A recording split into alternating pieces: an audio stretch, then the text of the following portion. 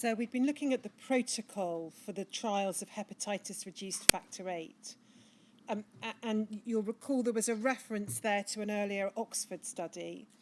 And we'll just look at a document which shows prior to the hepatitis reduced protocol, there was earlier research work being undertaken about the incidence of hepatitis more generally at Oxford. HCDO 0000135_015, please.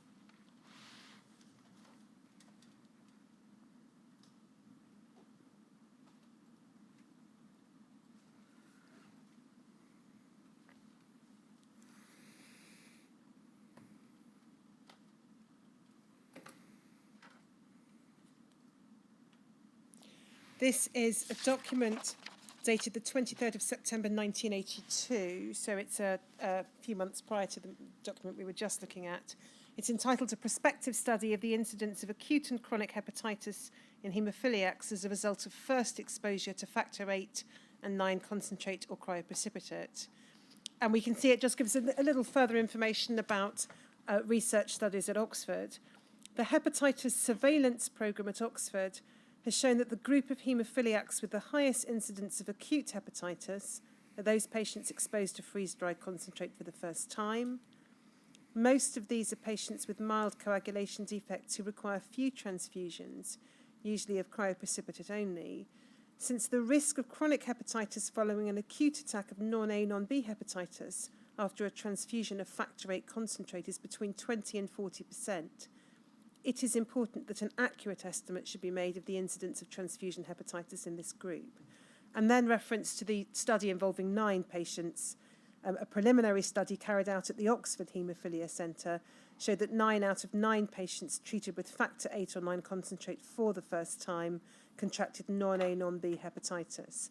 And you'll see there so that 7 of those patients received NHS factor VIII, with a pool size of between 1,426 and 2,504 plasma donations. So larger pool sizes than we had been looking at in the 1970s for NHS concentrate.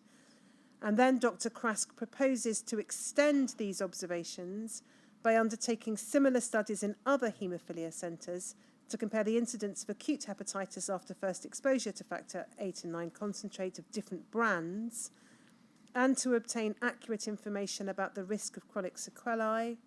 There are also several commercial products under development where attempts have been made to inactivate viruses, so that's the protocol that we see later. He adds, the only way of determining whether any of these methods is effective is in inactivating hepatitis viruses in these products is by chimpanzee inoculation or a prospective study in haemophiliacs who've had no previous exposure to concentrate. Chimpanzees are in short supply, so in the absence of laboratory tests for non-A, non-B hepatitis, trials in patients likely to be susceptible to non-A, non-B hepatitis present the only possible way of evaluating this risk. And he gives details of the proposed prospective study. Whilst we are on the theme of studies involving previously untreated patients, there's a short exchange of correspondence that we should refer to. Henry, could we have OXUH 0000679_002? This is a correspondence between Dr. Cash of the Scottish National Blood Transfusion Service and Dr. Ritzer. This letter is the 13th of March 1984. Dear Charles, as promised, I write to inquire whether you would support the inclusion in future non-A, non-B hepatitis studies on virgin haemophilia A patients at Oxford of SNBTS heat-treated factor VIII. So the request there to include in such studies as are being undertaken at Oxford as one of the products, the SNBTS factor. And then we see if we go to OXUH 0000679_001,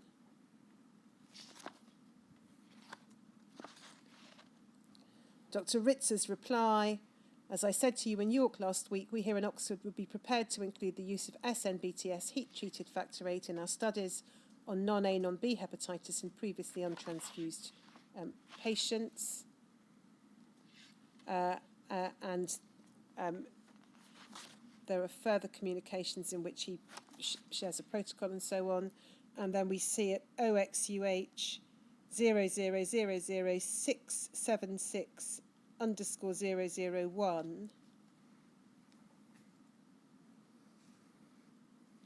Letter of the 10th of May 1984 to Dr. Cash in relation to the SNBTS heat-treated product. I should like to have a look at some of your heat-treated factor 8 and give it to some of our severely affected hemophiliacs to see what its half-life is and to make sure there are no undue side effects. Further indication of some of the studies that were being undertaken at Oxford in 1983 and 1984, or were at least contemplated at Oxford during that time. In March of 1984, Dr. Ritzer, Dr. Krask and Professor Bloom provided a memorandum updating directors on trials that were being undertaken in relation to the commercial heat-treated products. And we can see that at CBLA 00001831. I think. So 29th of March 1984, the Oxford Haemophilia Centre sends out again information to all UK Haemophilia Centre directors, trials of hepatitis reduced factor 8 and update. And 4 lines down, we are told that the authors of this letter, who are Bloom, Krask and Ritzer, have recently reappraised the situation, and there are at present 8 different products in preparation or available for trial. Clinical trials have only been completed on one product, the Hemophil HT factor 8, which is prepared using a dry heat method.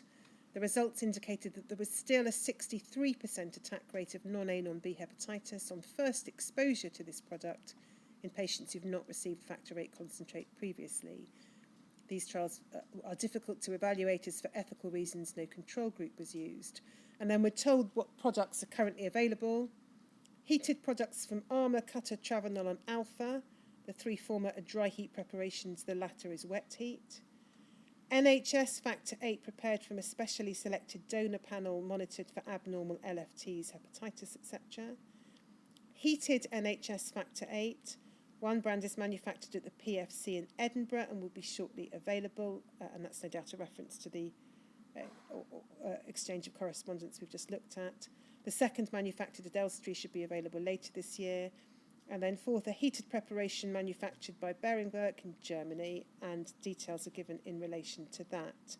And at the bottom of the page, we can see it being said, all products except those derived from NHS factor 8 are made from plasma imported from the USA, and therefore they carry a putative risk of transmission of AIDS.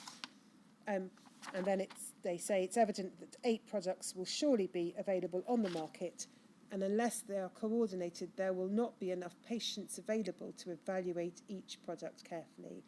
And so directors are then invited to draw up a list of patients in their respective centres who might be suitable for a trial on the basis of previous blood product exposure and who are likely to require treatment with factor 8 in the near future. And various suggestions are there set out for collaboration between directors in the evaluation of those various heat-treated products. There was an update provided, I won't go to it, in the meeting of the Hepatitis Working Party attended by Dr. Ritzer later in 1984, September 1984, which reported that the trial of Armour's product had been suspended after an occurrence of hepatitis in 2 patients, and that the Hemophil had shown a 63 incidence of elevated transaminases in patients.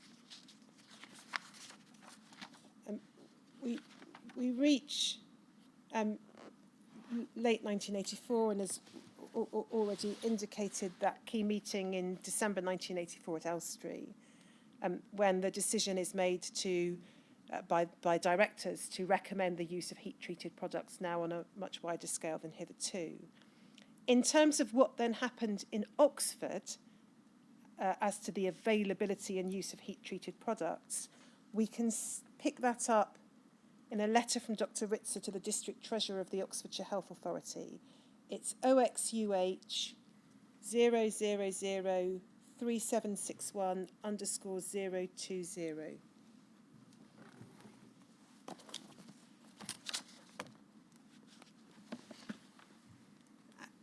So it's 3 days after the meeting at Elstree, 13th of December 1984.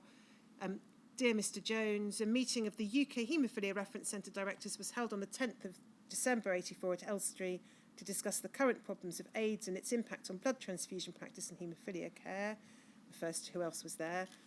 The meeting agreed that haemophiliacs should receive heat-treated factor concentrates and that all patients should be transferred to this form of treatment as soon as possible. And then Dr. Ritzer says this: we should like to pursue this course of action and have already placed our first order for a batch of heated material for use at this centre, and then there is reference to the likely costs of that. So it can be seen Dr. Ritzer expressed here an intention to start using the heat-treated products at this stage. The response to that letter is at OXUH 0003761_019.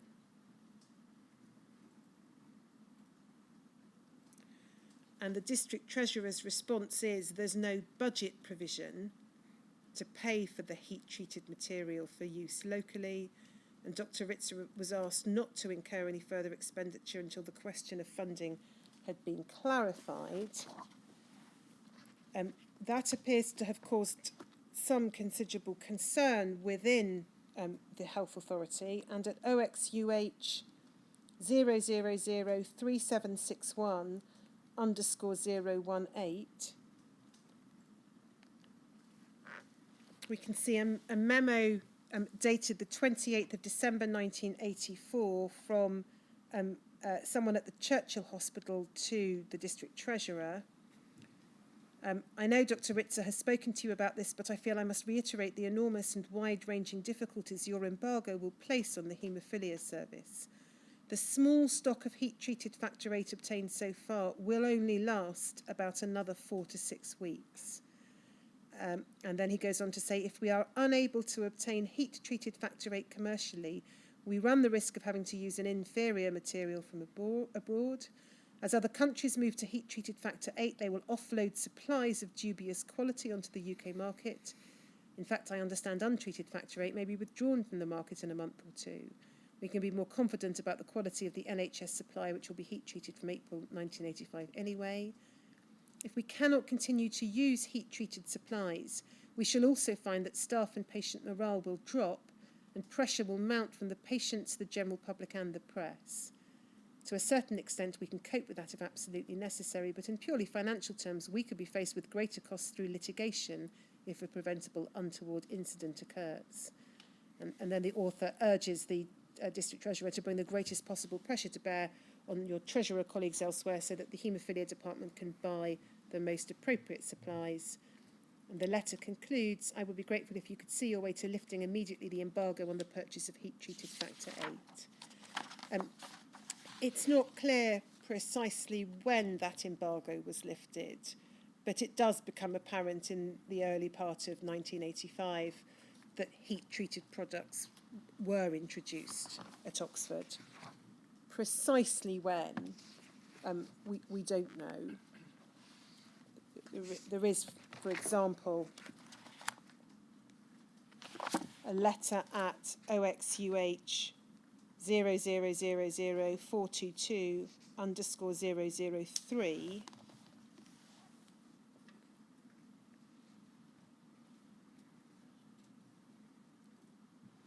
from Dr. Ritzer. It's Dear Blank, 30th of January, but it's clearly a letter aimed at patients. As we discussed when you changed to heated factor VIII, it's very important that we see you and take a blood sample at monthly intervals in order to assess the effect of the new factor VIII. Whether by this time this is still the small amount of stock in use, or whether Dr. Ritzer had secured funding to move all patients onto heat-treated product, we don't know. But clearly, some patients, at least by the end of January, were receiving a heat-treated product. My recollection from other sources, which were their inquiry sources, is that The Guardian reported on the 20th of December 1984 2 cases of ordinary transfusion where AIDS was transmitted. One was a 78-year-old man, the other was a mother and a baby, both being infected. And that this gave rise to a certain amount of consternation, which may possibly be linked with a greater willingness to have the additional expense for heat treatment. I wonder if that can be looked at. We can see if there's any reflection of that in the documentation. Certainly, sir. We don't have it available to display at the moment, but we can certainly follow that through. We do know that by June of 1985, Dr. Ritzer, Dr. Bloom and Dr. Forbes had written a letter to the British Medical Journal expressing concern that a significant number of haemophilia centres were still using non-heat treated factor 8 and factor 9. And it may be that one can infer from that at least in Oxford, heat-treated products were now in use across the board. It's PRSE 0001917, please.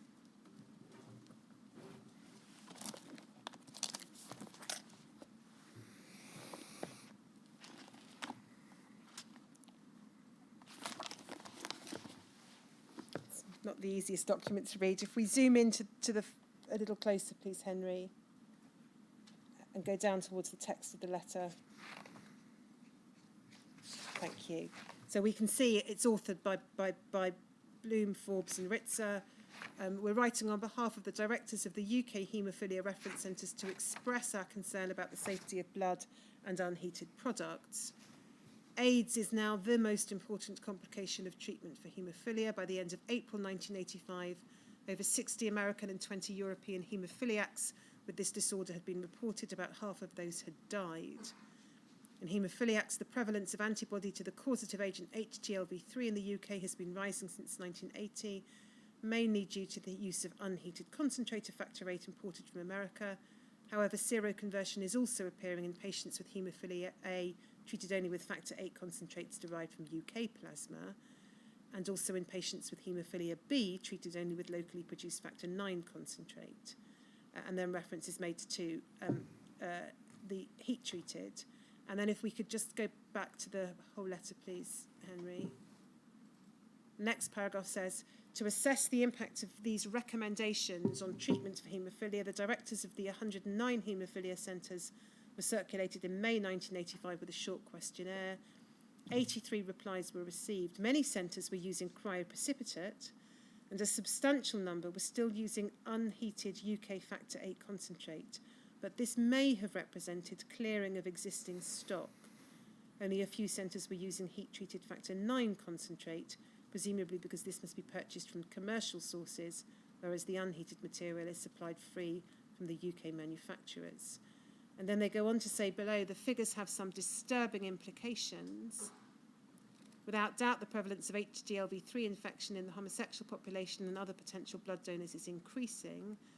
The safety of cryoprecipitate and unheated UK blood products with regard to HTLV3 infection can therefore no longer be assumed, especially as these materials may need to be administered in repeated doses. And then they go on to say, we no longer consider the use of cryoprecipitate or other non-heat treated concentrates is justified.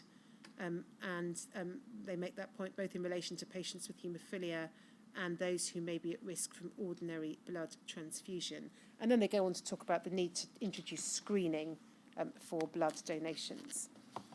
So that's Dr. Ritzer's position expressed to the BMJ in June of 1985.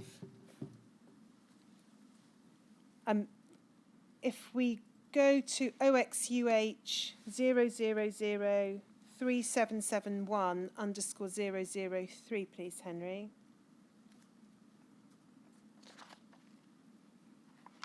This is a letter from Dr. Ritzer dated the 30th of July of 1986 to Dr. Smithers at the Department of Health.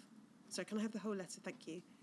And we'll see what Dr. Ritzer is setting out here in relation to AY, the NHS product AY. He says, as far as I can gather, BPL will start releasing AY prepared from tested donors by the middle of August. And by the end of September, if not sooner, all the NHS Factor 8 being issued will be from tested donors. There will therefore be a 4 to 6 week period during which there'll be a gradual change from untested to tested material being issued. I gather that the proportion of untested material issued to begin with may be of the order of 50%. And then he says, I shall be very pleased when all of the 8Y produced by BPL is from tested donors. But in the meantime, I am willing to use during the run-in period mentioned above the material prepared from untested donors. The alternative would be to change some of my patients from 8Y factor 8 to one of the commercial preparations. This latter prospect disturbs me greatly, and I would be most reluctant to make this change in therapy, as I feel that untested but strongly heated 8Y is probably safer than the anti-HIV tested but less strongly heated commercial material from the point of view of transmitting HIV infection and hepatitis. And then we see he sets out the position as at June 1985 onwards. We've been using 8Y material from untested donors at this centre from June 1985 until the present time. More than 30 patients are receiving it routinely. To date, no patient is seroconverted to being HIV positive. Furthermore, there has to date been no evidence of the transmission of non-A, non-B hepatitis using this material in patients not previously transfused or only infrequently transfused. And he goes on to set out his view that heated commercial preparations still transmit non-A, non-B hepatitis. And then the decision to use or not to use the untested 8Y, if it is released, will ultimately depend on each director's clinical judgment. For the reasons given above, I personally am prepared to use it rather than change some of my patients from NHS material to a commercial product. So we can see there, sir, in terms of product usage at Oxford, 8Y have been in use from June 1985 onwards. Presumably commercial heat-treated product had been used in the first half of 1985. And then in the middle of 1986, there is this question or dilemma as to whether to continue using that pending the introduction of 8Y prepared from tested donors. And we can see there Dr. Ritzer's position set out.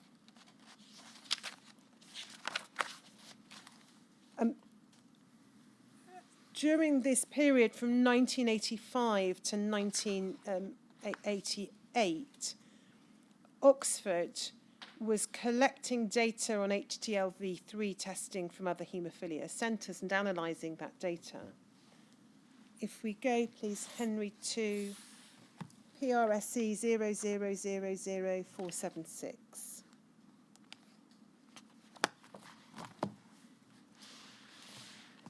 So this is a document authored by Dr. Ritzer and Miss Spooner at Oxford, dated the 27th of September 1985. It's an interim report on survey of HTLV3 antibody and hemophiliacs in the UK, and says this: following the request for information on HTLV3 antibody status of patients attending the 109 haemophilia centres in the UK, we received reports from 81 (74%) centres. 4 centres said that they could not cooperate because of the problem of confidentiality, but 3 said they would try to provide information later. And then the results, I won't go through the detail of all the results, but we can see Dr. Ritzer recording that by this time, September 1985, a total of 2,570 patients have been tested. The results change over the years as more are tested. And if we go on to PRSE 0003912,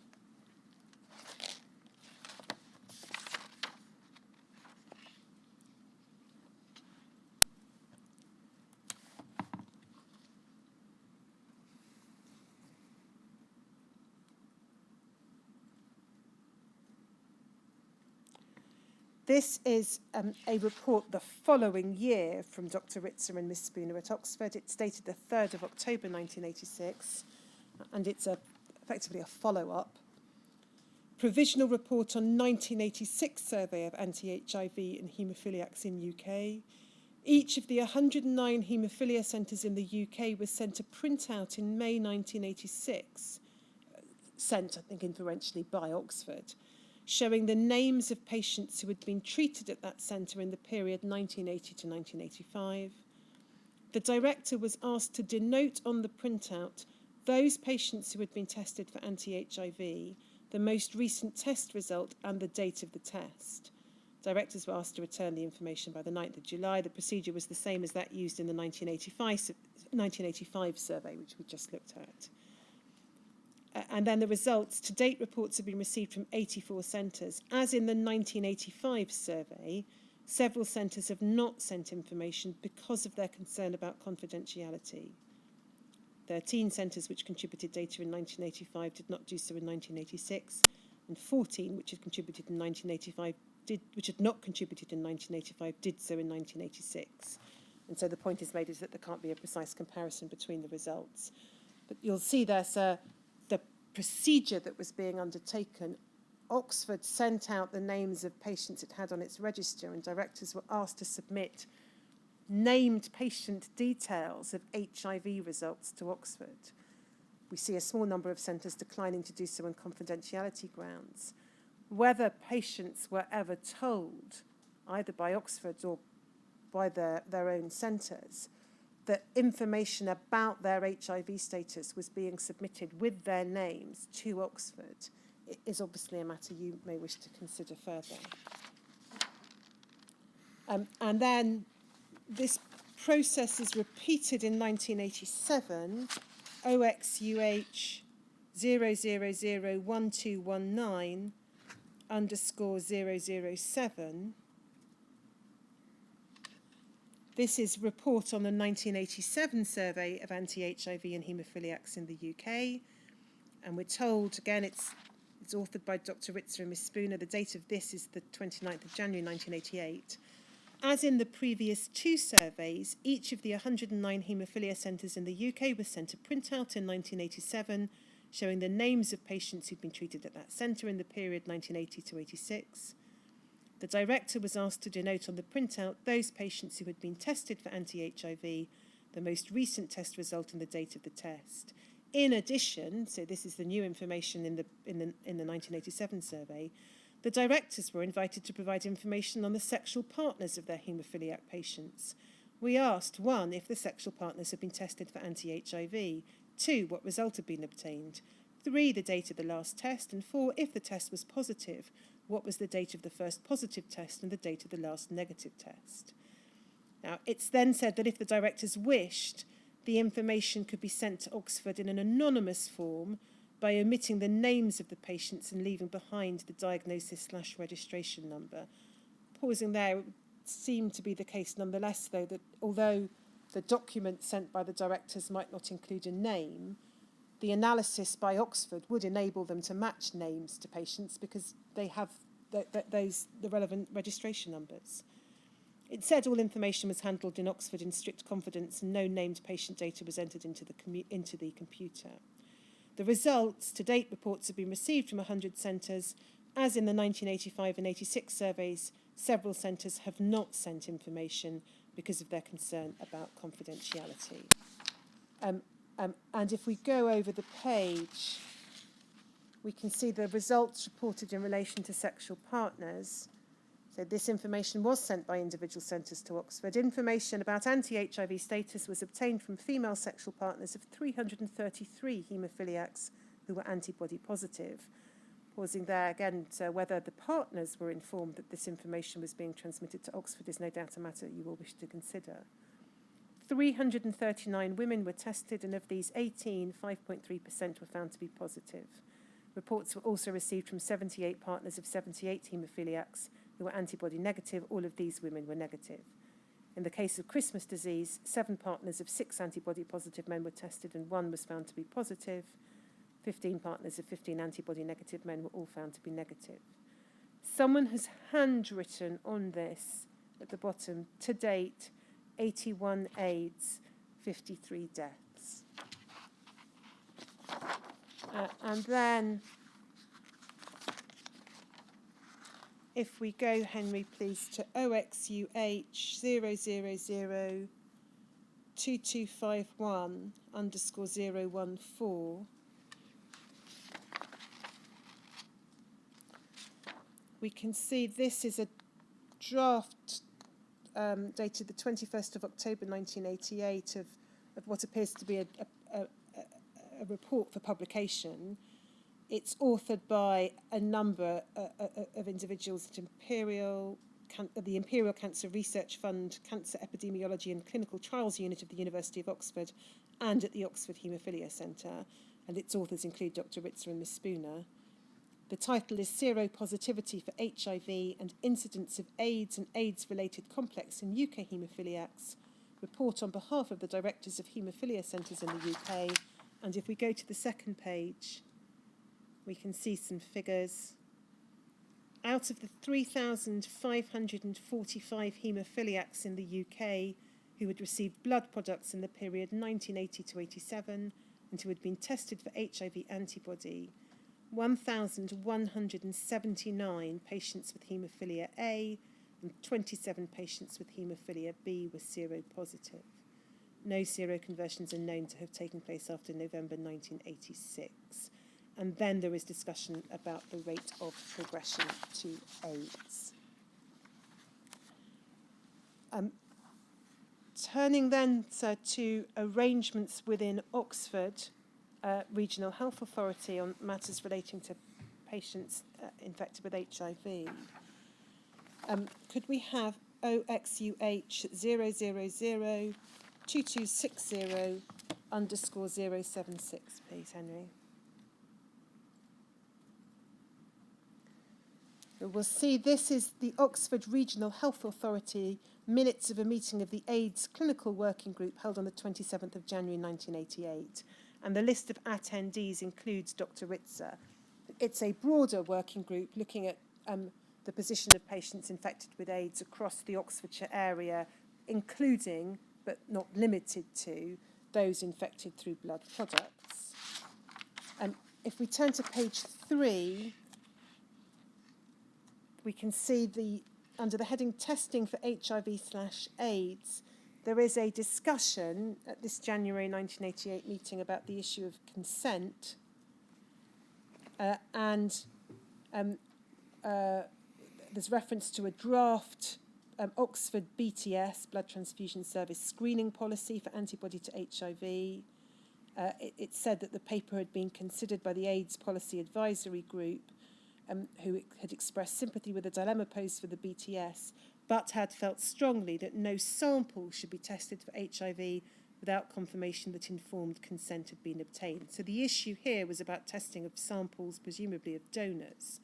But it's a discussion within Oxford of informed consent, and therefore useful to look at for use more broadly. Testing without such consent would be contrary to national and the developing regional policy and legal advice. And we can see in the next paragraph what it said, that the samples in question were non-blood donor samples. Over the page, the second paragraph is members could not support the concept of testing non-donor samples without confirmation that informed consent had been obtained. And so you may wish to note the timing of this. It's January 1988. We looked at with Dr. Colvin the GMC publication in the course of 1988. It would appear that without needing that, in Oxfordshire, the issue of informed consent has, at least by January 1988, been addressed, or is being addressed and considered. There is also then down on this page reference to an award by the Wellcome Trust of a grant for a 5-year study of the psychological state of HIV-positive haemophilia patients. And Dr. Catalan is recorded as reporting that the study will be of the psychological state, a range of related issues and neuropsychiatric state of all HIV-positive patients in the Oxford Haemophilia Centre compared with a sample of negative haemophiliacs. And then further information is set out below about the intended psychiatric and neuropsychological testing of HIV-infected individuals. So that is a further study carried out in Oxford. In 1989, the following year, there were 2 inquests held for HIV-positive patients at the Oxford Haemophilia Centre who died in the Oxford area. In the first, HIV was, as a matter of fact, held by the coroner not to be a contributory factor. But in the second, there was some communication between the coroner and Dr. Ritzer. If we have OXUH 0001262_007,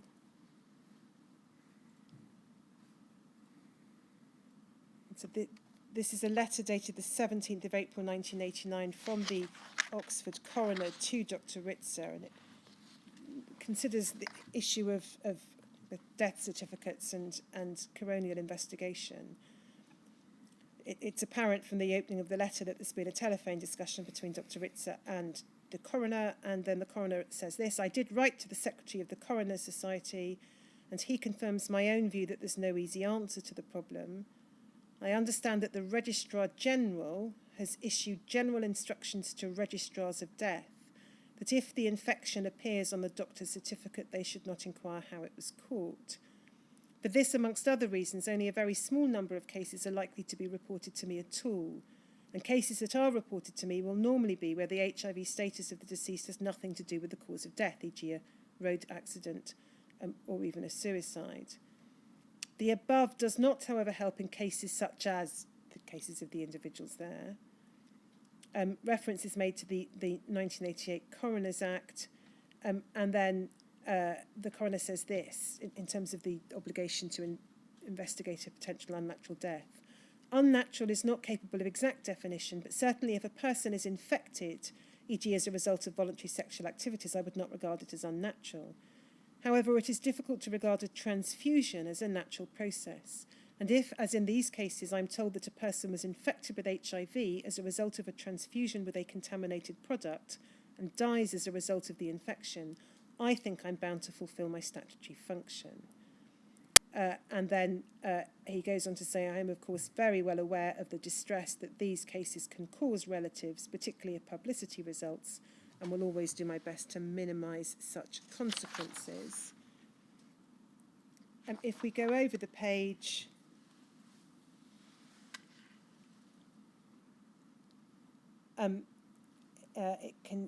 the coroner says as follows: it's my understanding that Mr. X, as a haemophilia victim, was under the care of your unit and that at some time in the past contracted the HIV infection from blood products given to him.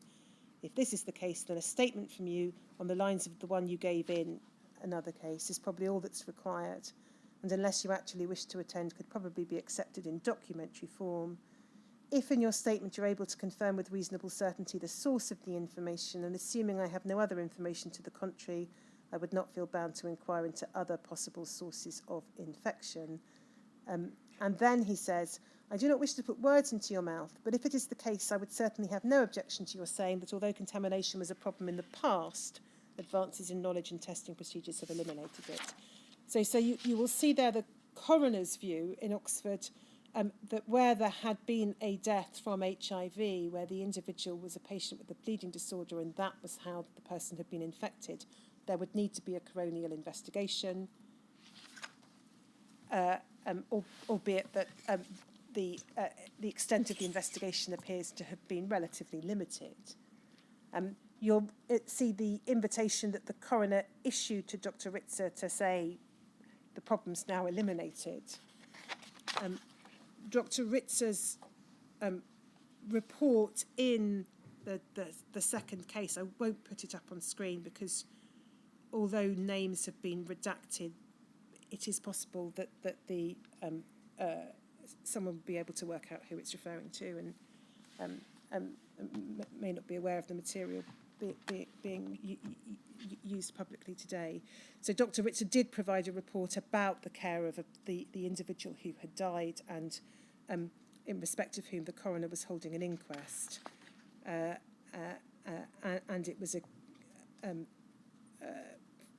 someone who Dr. Ritzer reported was tested in early 1985 and found to be anti-HIV positive. Tests were carried out on stored serum samples and showed that the patient had been anti-HIV positive since the 23rd of August 1984. Whether that was the date of seroconversion is not, however, clear because there were earlier stored samples that were tested as well.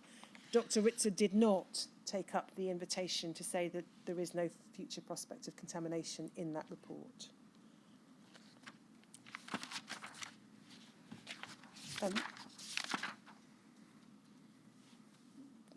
Around this time, the late 1980s, of course, the test for non-A, non-B hepatitis, now known as hepatitis C, was being developed.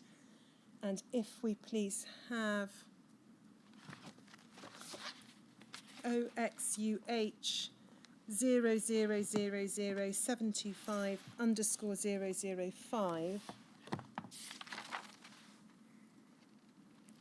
we can see that Dr. Smith of PFL wrote to Dr. Ritzer on the 24th of July 1989, explaining that there was now a candidate test for hepatitis C developed by Chiron and marketed by Ortho.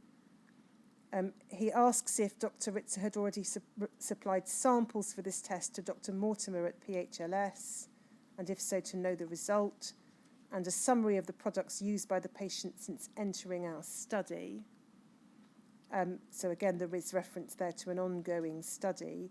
And then he says, if you've not yet forwarded samples to PHLS, I would be pleased to make arrangements for the testing of any remaining samples or a current sample from the patient if he's used only our concentrate. Over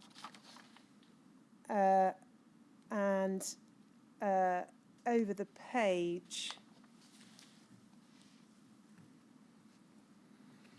Dr. Smith asks for Dr. Ritzer to also confirm the most recent anti-HIV test on the patient, note whether any clinical or lab evidence since completion of the non-A, non-B hepatitis trial might suggest transmission of a blood-borne virus, and says, I hope you'll agree that these extra tests will help to make the fullest use of a unique group of patients in a difficult sampling programme. We know that HCV testing was then undertaken. The precise dates range for the tests in Oxford are not entirely clear, but if we look at OXUH 0001861_002,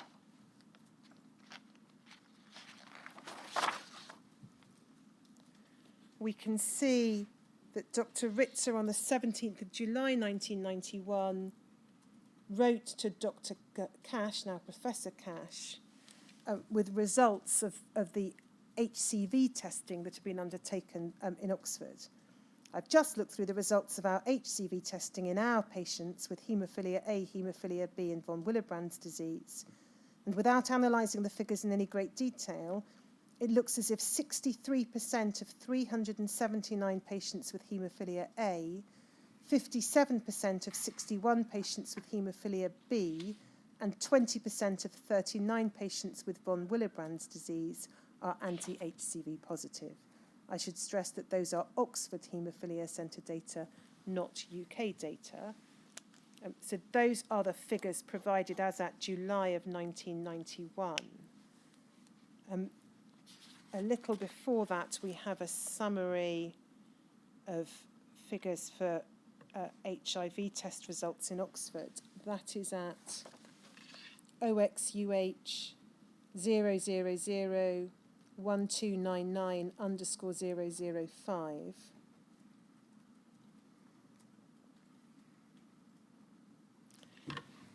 This is a letter dated the 9th of June 1989 from Dr. Ritzer to a medical officer within the AIDS unit of the Department of Health and Social Security.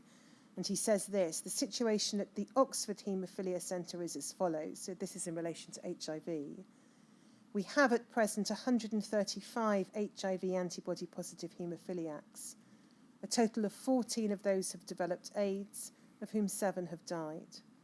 Of the remaining 7 AIDS cases, 6 are receiving treatment with AZT and have been receiving the drug for 15, 8, 7, 6, 6 and 4 months. One of the 7 patients who died received AZT for 3 months before death. Of the patients taking AZT, 3 have had to stop treatment temporarily because of anemia requiring blood transfusion or because of severe nausea. At this centre, we've used AZT only in patients diagnosed as suffering from AIDS. We've not used AZT in other patients, but are participating in the MRC Concord 1 study. To date, only 3 of the 60 patients approached have agreed to enter this study. So there are the figures of the numbers of those infected with HIV at Oxford under the care of Dr. Ritzer as at June 1989. So, if we go to OXUH 0001863_002, we will see here a letter from Professor Tedder to Dr. Ritzer, June 1991. This was looking at the issue of HCV infections in spouses of haemophiliacs.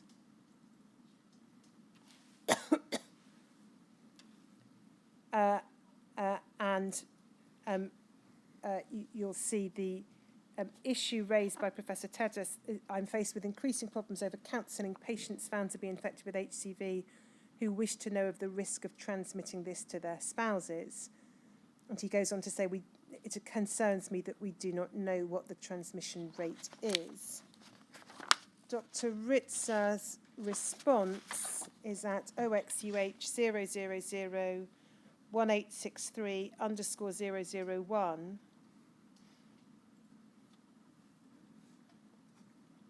Second page, please, Henry. 25th of June 1991, from Dr. Ritzer to Professor Tedder. He says this: I'm very anxious to find out to what extent there has been sexual transmission of HCV to the spouses of HCV-positive hemophiliacs. As you know, one of the early serological methods revealed a rate of transmission approaching 20% in our group.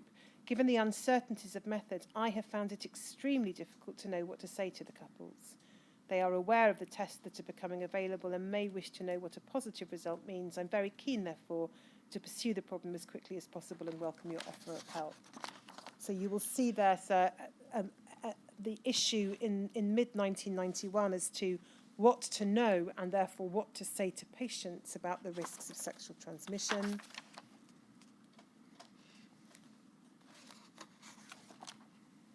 And that we see the same concern being expressed by Dr. Ritzer in the following month at OXUH 0001864.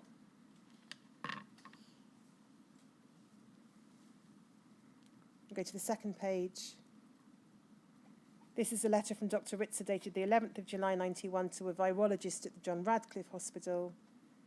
Here, as promised, are some of my thoughts on HCV testing in our patients. As I mentioned when you came to visit me the other day, many of our patients and their partners are aware that HCV testing is now available. They're asking about it, and several questions have been raised as a consequence. In particular, what does it mean if a person is anti-HCV positive? Is their antibody protective? Are patients that are anti-HCV positive more likely to go on and develop chronic liver disease? And finally, and the most important, are anti-HCV positive patients infectious and likely to transmit it to their sexual partners? To date, I have told our patients that the test methods for anti-HCV are being evaluated and that I was not prepared to give a definite answer on the results. So you can see there uncertainty being expressed by Dr. Ritzer as to what to tell patients. It's not entirely easy to reconcile this letter, which suggests that patients know that HCV testing is available, but don't seem to think that they have necessarily been tested. It's not clear. With the letter that we looked at a few moments ago that Dr. Ritzer wrote to Dr. Cash 6 days after this, saying these are our results. So there is perhaps a tension there as to whether the test results had been communicated to patients by this time, and if so, what had been said to the patients about their significance. And of course, you, sir, will know from the written and oral evidence you've heard that delays in being given test results for HCV are a theme of the evidence, and they're a theme that emerge in relation to evidence the inquiries received from Oxford patients as well as from patients in other centres across the country. If we go to OXUH 0001862_002, please, Henry. We can see that around this time a meeting is proposed. This is being sent out by the virology department in Oxford, and the agenda is BTS testing for HCV from the 1st of September 1991, so that's transfusion service, but then HCV tests on significance and management of positive results, and those attending include Dr. Ritzer and Dr. Trowell. And then we don't have minutes, but we've got a document at OXUH 0001862_003.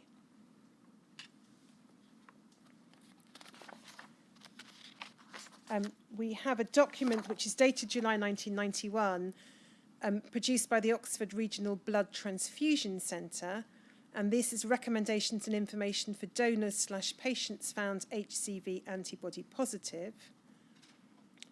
Donors confirmed as being HCV antibody positive should be referred to their GP, so that's specifically dealing with the position of donors.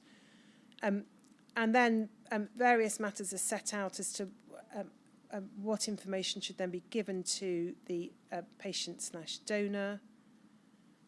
Breaking the news, it said the initial news breaking has been done by a letter to the donor from... That's, I think, not on the... It is now. Oh, it is now. Thank you, sir. At the RTC. So this is the information that the blood donors will be given. What we don't know is to the extent to which it was... how it was proposed to be delivered to patients of the Haemophilia Centre. We see at the bottom what the patient should be told, that chronic liver damage can occur, hence the liver function should be tested. If abnormalities are found, long-term follow-up will be needed. Even where abnormal liver function is found, the outcome is good in most cases and treatment is available when more severe liver disease occurs. And then little is known how the virus spreads in the population, but sexual transmission does not readily occur. And then there's more detailed suggested answers that doctors may wish to give. This is intended for GPs to whom donors who've been tested, whose sample has been tested and who've been told of the result will be referred. We haven't found any equivalent document prepared by the Hemophilia Centre or anywhere else within Oxford which sets out how haemophilia patients might have been told of their result and the kind of information that would be given to them. So whilst there's a model set of information for blood donors, there doesn't appear to be a model set of information for haemophilia patients. And then if we go to OXUH 0001860_002,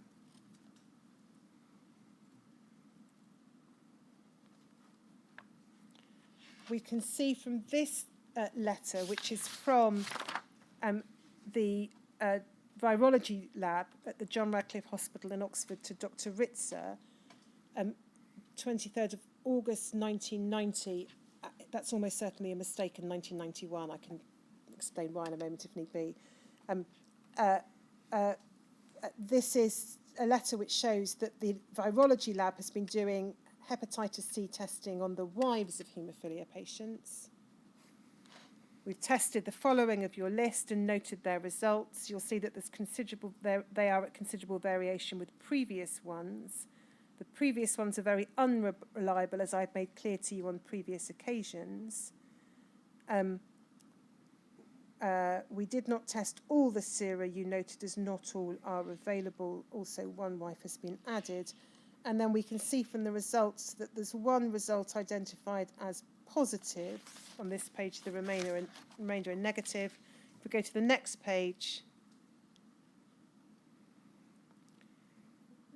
there's also a further positive result, and it says seroconverted October 1990 or thereabouts. That's one of the reasons why this seems to be a misdated letter.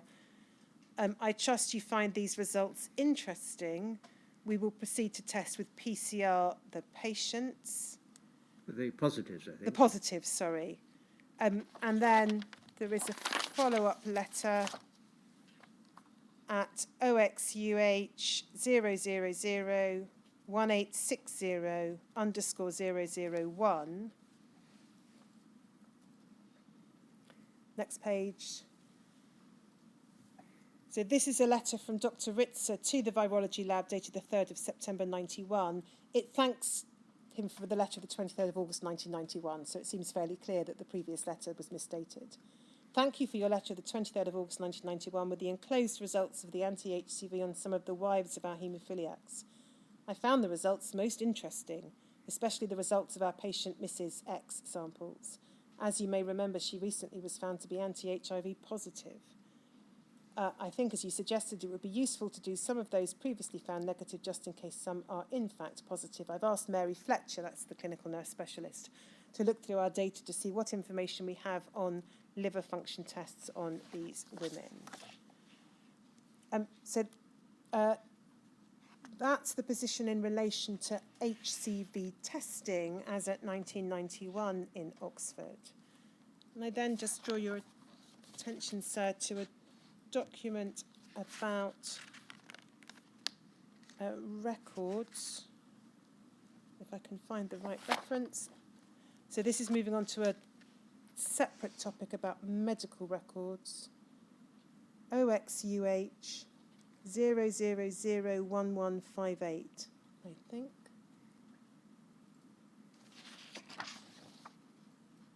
Next page. Yes. So this is moving to a completely different topic now. This is the question of medical records. And this is just a letter that you may find instructive. It's dated the 30th of May 1975. I was very perturbed to learn today that the file for one of our Christmas disease patients had been microfilmed, then destroyed without prior reference to me. Hemophiliac and Christmas disease patients can return to Oxford for advice or treatment after long absences, even after 20 years. And even if the original patient does not himself return to Oxford, his grandsons or other relatives may be referred to us in the original file required. I therefore do not think it is a good policy to destroy these files, even if they have first been microfilmed. Could you please ensure that no further files on haemophilic or Christmas disease patients are destroyed without my approval? If you find that you can no longer keep old files in your department, we would prefer to store them ourselves at the centre rather than have them destroyed. So you will know from the evidence you've heard, again, from Oxford as well as from other centres across the country, that in relation to many of the individuals who provided statements to the inquiry, their records are either incomplete or have been destroyed, at least in part. And that has certainly been a complaint by some individuals who gave evidence about their treatment at the Oxford Haemophilia Centre.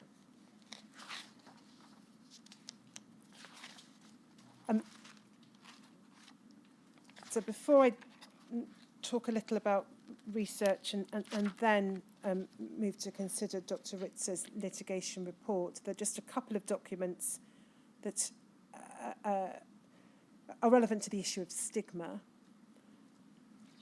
First of all, OXUH 0001293_006.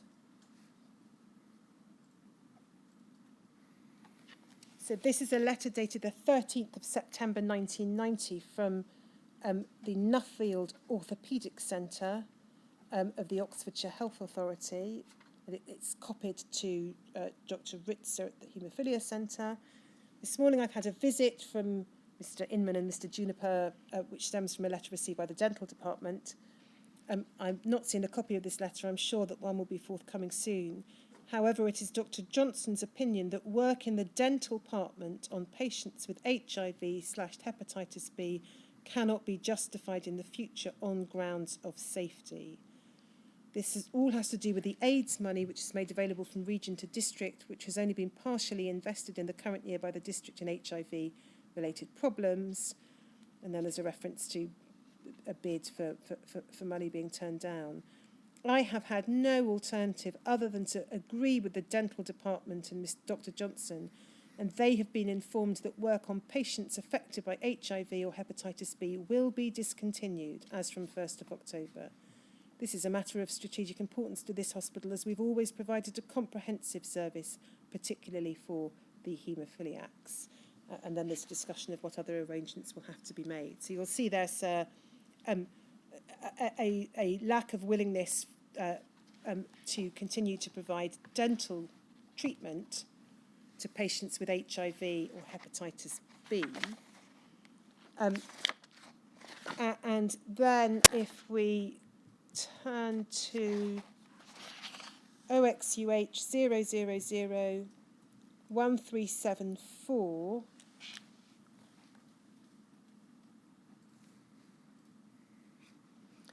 this is a letter written, so next page, 21st of March 1991 from a Dr. O'Callaghan, who's recorded as being an SHO to Dr. Ritzer. So it's written on behalf of the Oxford Haemophilia Centre to the Buckinghamshire Ambulance Service. And it would appear that the Haemophilia Centre is having to provide some assurance to the ambulance service that it's safe to transport patients with HIV. It says this: further to our telephone conversation of the 18th of March 1991, I write regarding your concern for the transport of haemophiliac patients, a proportion of whom will be HIV positive as a result of blood product transfusion.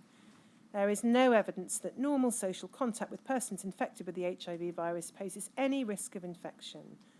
Contact with body fluids may pose a risk of infection, and precautions should be taken when dealing with patients who are bleeding as a result of external injury or who are vomiting, etc. Most of our patients being transported, however, have problems such as bleeds into joints, and this therefore does not pose a risk, as there will be no contact with body fluids. Therefore, while possibility of HIV infection should be borne in mind, I would stress that these patients should be treated in much the same way as everyone else and can be safely transported in hospital cars. So it's clear there that a local issue had arisen with the ambulance service being concerned about transporting in ordinary ambulance service transport haemophiliac patients because of the fear of transmission of HIV. So just want to deal, if I may, briefly with issues relating to research, and then perhaps take a break after that.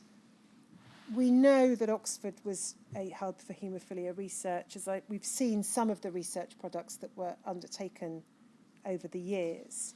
And as I indicated at the outset this morning, there is a lot more work still to be undertaken in analysing what research was done, where there was ethical committee approval or not, what issues were, or what the evidence is in relation to patient consent and information, and so on. So I'm not going to go into detail today about research, because the picture presented would inevitably be a very incomplete one. The one aspect of Oxford's work, however, that has come up, that you will have seen, is the analysis of annual returns data, and that was a hugely important part of the work undertaken by the Oxford Haemophilia Centre.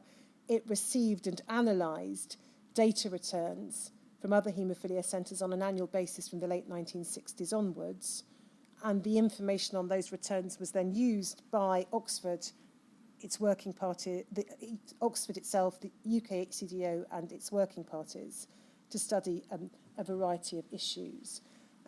In terms of the process, there's a document from Dr. Ritzer which describes it. It's at OXUH 001 534 _002.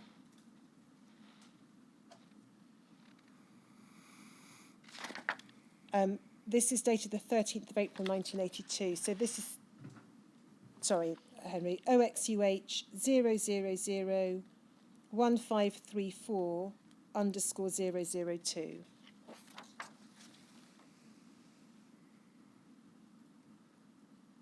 If we go to the second page, this is a letter from Dr. Ritzer, 13th of April 1982.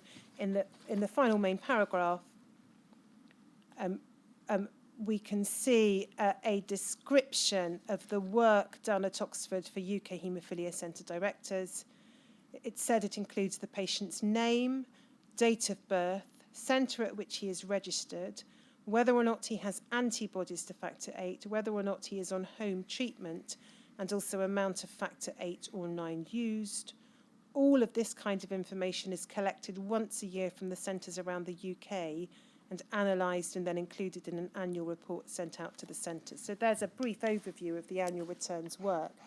We've looked at some of the annual returns with Dr. Winter and Dr. Colvin, in the general part of the annual returns, which set out which products were used in what quantities for hospital and home treatment in the course of a given calendar year. But as this letter from Dr. Ritzer makes clear, there was also information provided on an annual basis about individual patient treatments, and that's confirmed in this letter. And just one further document on this issue at HCDO 0000248 _010. This is a document authored by Dr. Ritzer on the 22nd of September 1986. It's headed Concerning Confidentiality of UK Haemophilia Centre Directors' Data Sent to Oxford for Storage and Analysis. And it explains that the directors have been collecting information on haemophilia and its management since 1967. The collection of this information has been coordinated and analysed by the Oxford Centre. Until 1977, those data were handled manually. Since 1977, some of the information sent to Oxford has been handled using a system on the ICL 2900 at the Oxford Regional Computer Unit. This memorandum discusses the type of information sent to Oxford and the way in which it's handled there. And then we can see he describes how at the beginning of each year, all directors are sent a package of forms requesting information on patients with the various bleeding disorders. Forms A1 to A7 deal with the total amount of the different therapeutic materials used to treat the different categories of patients during the previous year. Those 7 forms do not contain the names of patients. Form A8 collects information on patients who have died in a particular year and asks for the name of patient, diagnosis, date of birth, date of death, cause of death. Forms B1, B2 and B3 are used throughout the year for notification of new cases and in various categories. Those forms ask for the name of the centre, the patient's name in full, sex, date of birth, hometown, etc., etc. Forms C1 and C2 are concerned with a survey of hepatitis and request the patient's name, date of birth, clinical and laboratory details of the patient's hepatitis, possible contact with other cases of hepatitis, sort, etc. And so you'll see there's quite detailed information in those forms. There's then a form for notification of von Willebrand's disease, a form to notify amendments required to update information about patients, change of name, change of diagnosis, date of death. And then there's an AIDS form used for surveillance of AIDS-related illness.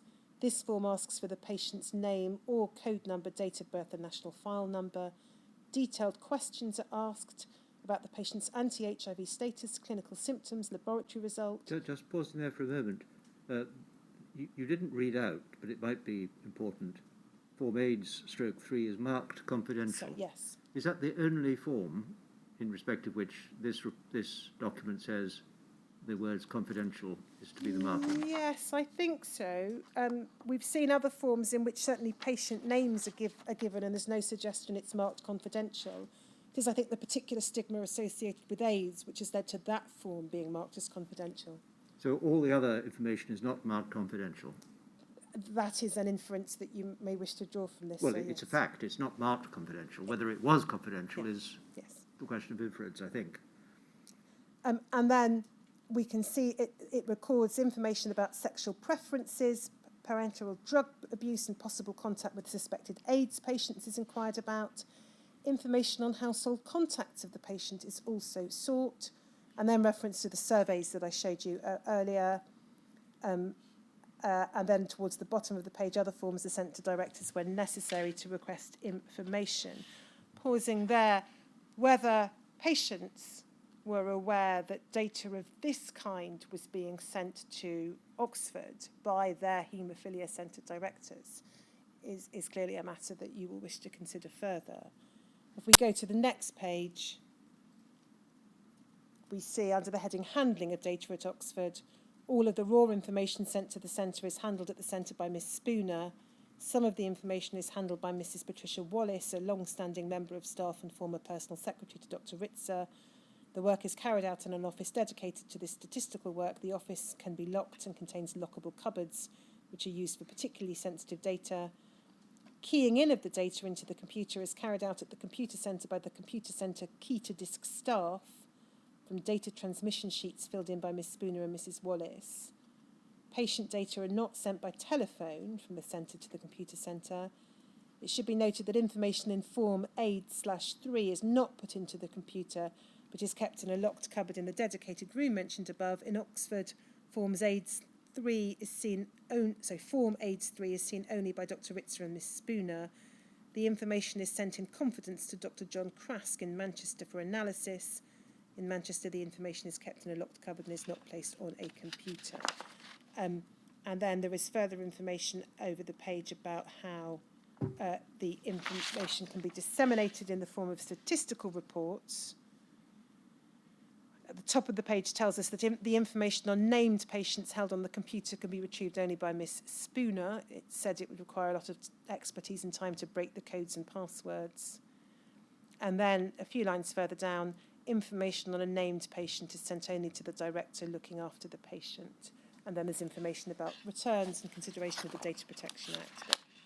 So we've heard reference to a later debate in the 1990s about requirements for patient consent for inclusion of data on the National Haemophilia database. It would appear from this that the issue was being flagged up back in the mid-1980s because one assumes that this report has been produced by Dr. Ritzer for a reason, and that inferentially it may be the reason is that someone has expressed some concern about the issue. So is that a convenient moment at which to break? Yes, it is. Shall we meet back at 3:45? 4:45.